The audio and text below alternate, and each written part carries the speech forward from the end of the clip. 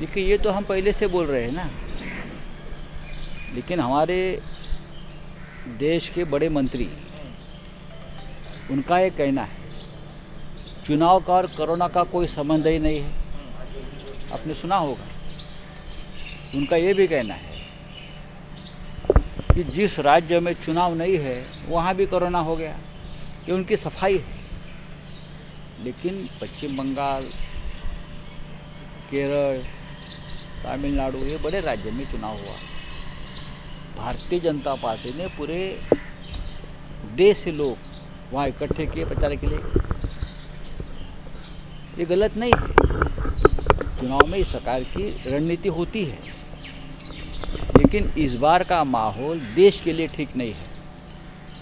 अगर कुछ लोग हरिद्वार में कुंभ को ऑब्जेक्शन लेते हैं कि बहुत जमावड़ा होता है, उससे कोरोना फैलता है, तो पश्चिम बंगाल हो या और स्टेट में चुनाव की वजह से भी उससे बड़ा जमावड़ा होता है। और आज जो पूरे देश में जो फैलाव हुआ है, जो स्प्रेड हुआ है, उसको भी आप इस नज़र से ही देखना चाहिए। सोशल डिस्टेंसिंग और मास्क ये पहनने के लिए अगर हम लोगों को बाध्य करते हैं, और मेरे हाथ में मास्क है, मैं आपसे बात कर रहा हूँ, आप मुझे पूछेंगे, लेकिन अगर हम लोगों ने ही उसका पालन नहीं किया और लाखों लोगों को इकट्ठा किया, हम लोगों ने किसी और के ऊपर न बोलो, तो ये मद्रास हाई कोर्ट ने जो टिप्पणी की है उसे गंभीरता से लेनी चाहिए। मद्रास हाई कोर्ट ने ये भी कहा है कि चुनाव आयोग के जो अधिकारी हैं उनके ऊपर मनुष्यवध का अपराध दर्ज हो। लेकिन मुझे किसी ने कहा जो चुनाव आयुक्त रिटायर हो गए हैं उनको कहाँ राज्यपाल बना रहे हैं, जिसके कार्यकाल में ये चुनाव हुआ है, उनको कहीं राज्यपाल बनाकर भेजा है। तो मद्रास हाईकोर्ट की टिप्पणी को कितने गंभीरता से हमारे देश के राज्यकर्ता लेंगे। लेकिन मुझे नरेंद्र मोदी जी के ऊपर पूरा विश्वास है। जिस तरह से मोदी जी ने अब दूसरी और तीसरी वेव से लड़ने के लिए जो रणनीति बनाई है, मैं देखता हूँ, तो उससे मुझे पूरा विश्वास है कि मद्रास हाईकोर्ट की टिप्पणी नरेंद्र मोदी जी, हमारे देश के प्रधानमंत्री, गंभीरता से लेंगे। सर, अंतर्राष्ट्रीय स्तर पर कहीं ना कहीं भारत का अपमान होता हुआ दिख रहा है। भारत का अपमान ये कोई राजनीति की बात नहीं है। अगर भारत का अपमान हो रहा है अंतर्राष्ट्रीय मंच पर, तो हम सब लोग हमारे आपसी मतभेद भूलकर देश के प्रधानमंत्री के साथ खड़े रहेंगे। जो कूटनीति प्रधानमंत्री जी बनाएंगे, हम उनके साथ खड़े रहेंगे। ये हमारा विश्वास हम उनको देना चाहते हैं। किसी भी अंतर्राष्ट्रीय मंच पर किसी भी हमारे देश का नेता हो या देश की सरकार हो, उनका इस प्रकार से अपमान ठीक नहीं है। यहाँ के कोरोना की स्थिति के बारे में मैं देख रहा हूँ, विदेशी सोशल मीडिया हो, विदेशी जर्नलिस्ट हो, अखबार हो, मीडिया हो, बहुत ही जिस तरह से वो पिक्चर पेंट किया जाता है, उससे हमारे देश की कारोबार पे, सामाजिक स्वास्थ्य पर बहुत बुरा असर हो रहा है। क्या ये साजिश तो नहीं अंतर्राष्ट्रीय जिस तरह की बात हो सकती है।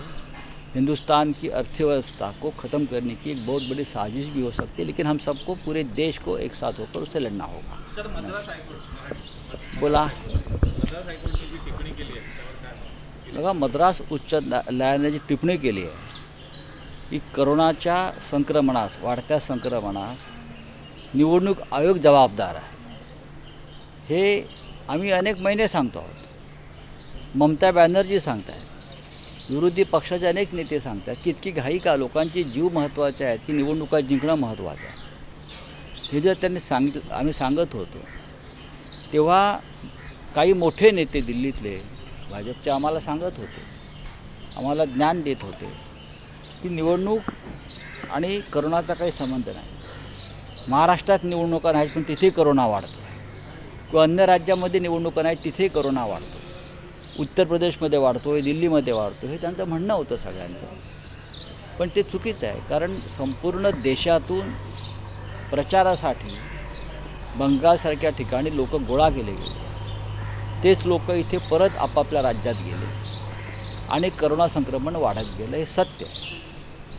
जर आम्ही हरिद्वारच्या कुंभमेळ्यावरती आक्षेप घेतो की मोठ्या प्रमाणात गर्दी जमवून करोना वाढवला, मग अशा प्रकारचा राजकीय कुंभमेळा 4 राज्यातील निवडणुकातसुद्धा झालेला आहे आणि त्यातूनसुद्धा करोना वाढला, सोशल डिस्टन्सिंगचा फज्जा उडाला, त्या संदर्भातला प्रोटोकॉलचं पालन केलं गेलं नाही प्रत्येक ठिकाणी आपण पाहिलं.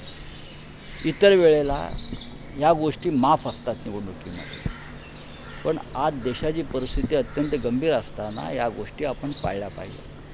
आता मद्रास हायकोर्टाने सांगितलं की निवडणूक आयोगाला दोषी ठरवा.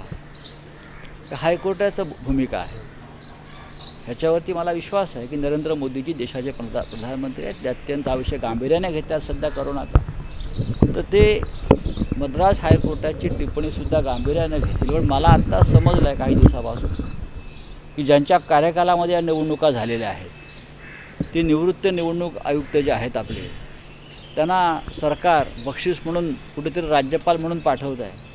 आता एका बाजूला मद्रास हायकोर्ट म्हणत आहे की निवडणूक आयोगावरती सदोष मनुष्यवधाचा गुन्हा दाखल करा, आणि दुसऱ्या बाजूला ज्यांच्या कार्यकाळात त्या निवडणुका होतात किंवा झाल्या त्यांना तुम्ही बक्षीस देता राजकीयदृष्ट्या. रिटर्न गिफ्ट देते हैं। वही तो मैं बोल रहा हूँ, रिटर्न गिफ्ट मिल रहा है, लेकिन प्रधानमंत्री मोदी जी के ऊपर हमारा पूरा विश्वास है. आम्हाला पूर्ण वाटतं आता की नरेंद्र मोदीजींनी ज्या पद्धतीनं पकड घेतलेली आहे या संपूर्ण संकटाशी लढण्यासाठी, प्रधानमंत्री आणि सर्व राज्यांचे मुख्यमंत्री यांच्यामध्ये एक समन्वय आता दिसतो आहे. त्याच्यामुळे या सगळ्या विषयावर गांभीर्यानं पाहिलं जाईल. तर सोनिया गांधींनी एक पत्र लिहिलं आणि त्यांनी म्हटलं की ज्या ज्या राज्यात बिगर भाजपची सत्ता आहे तिथं कोरोनाची परिस्थिती हाताळण्यात राज्य सरकार अपयशी झालं आहे, त्यामुळे ही एक भूमिका कुठेतरी असंवेदनशील वाटते केंद्र सरकार, असं सोनिया गांधी. सोनिया गांधी या ज्येष्ठ नेत्या आहेत, UPAच्या अध्यक्ष आहेत, त्यांनी एक पत्र लिहिलं असेल, त्याच्यावर चर्चा होईल सर्व स्तरावर.